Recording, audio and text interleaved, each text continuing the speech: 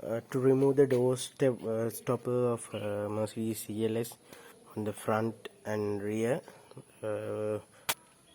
you just have to remove only the speaker cover and take the speaker out and remove this cover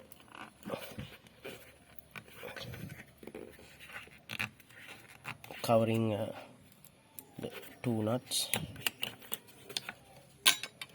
Remove these two balls, and there are two 10mm bolts here and here. Take them out, and after removing this cover, take the speaker out, and you can take the door stopper from there.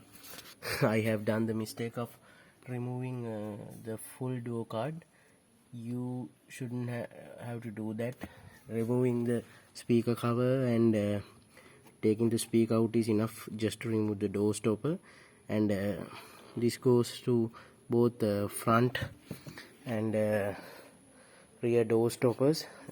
Front also you can do the same, no need to remove the whole door card.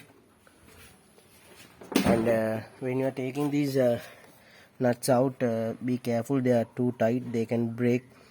So what you gotta do is remove 2 turns to left, and then again tight it 2 turns right, and like that turn it both ways and remove it, so that the bolt won't snap and come out. This will work for most CLS Mercedes.